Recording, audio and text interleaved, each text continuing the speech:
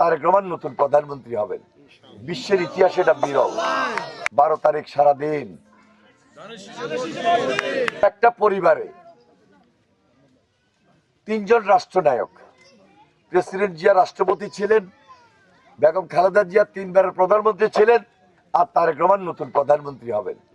বিশ্বের ইতিহাসে এটা বিরল। বিশ্বের ইতিহাসে এটা বিরল, এটা দৃষ্টান্ত।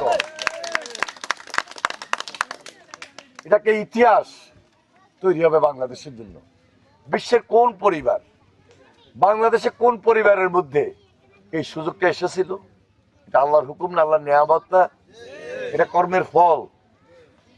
জনগণের জন্য করেছেন বলে আজকে সম্মানিত হচ্ছেন, শ্রদ্ধার জায়গায় আছেন। আমরা সেই দলে করি বিএনপি। 2 সন্তান সহ গ্রেপ্তার হয়েছিলেন। আজকে প্রেসিডেন্ট জিয়াও নাই, দেশনেত্রী বেগম খালেদা জিয়াও নাই।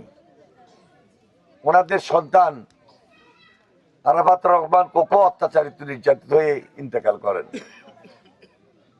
এবং নির্যাতিত অত্যাচারিত হয়ে নির্বাসিত জীবন যাপন করেন জনাব তারেক রহমান, ওনাদের জ্যেষ্ঠ সন্তান। তারেক রহমান দেশে আসার পর মাত্র 15 মিনিটের একটা বক্তব্য দিয়েছেন লক্ষ লক্ষ মানুষের সামনে। তিনি সেখানে আল্লাহ সাহায্য চেয়েছেন, শান্তি কামনা করেছেন, কোনো প্রতিহিংসামূলক বক্তব্য দেন নাই, প্রতিশোধমূলক কোনো বক্তব্য তুলে ধরেন নাই, এবং হযরত মুহাম্মদ সাল্লাল্লাহু আলাইহি সাল্লামের ন্যায় পরায়ণতার আলোকে কিভাবে দেশ সেবা করা যায় সকলের সাহায্য কামনা করেছেন এবং দোয়া প্রার্থনা করেছেন। আজকে প্রেসিডেন্ট জিয়ার মতো এবং মা দেশনেত্রী বেগম খালেদা জিয়ার মতো গ্রামে গ্রামে ঘুরে বেড়াইতেছেন, মানুষের পাশে দাঁড়িয়েছেন। জিয়া পরিবার এত অত্যাচারিত ছিল, জিয়া পরিবার এত নির্যাতিত ছিল, আজকে সম্মান এবং শ্রদ্ধার জায়গাও আছেন। 12 তারিখ সারাদিন ইনশাল্লাহ দানের শেষে ভোট দিয়ে আমরা তারেক রহমানকে আবার যখন নির্বাচিত করব, একটা বিশেষ ইসলামিক দল যারা স্বাধীনতার পক্ষে ছিল না, বিরুদ্ধে ছিল, যারা পাক হানাদার বাহিনীদেরকে মুক্তিযোদ্ধাদের বাড়ি দেখিয়ে দিয়েছিল, বড় বাড়ি দেখিয়ে দিছিল, এবং সেখানে লুটতারাজ করছে, গণহত্যা করেছে, বুদ্ধিজীবী হত্যা করেছে, মা বোনের উপরে নির্যাতন করেছে, তাদেরকে একসময় সাধারণ ক্ষমা প্রেসিডেন্ট জিয়াই ঘোষণা করেছিলেন।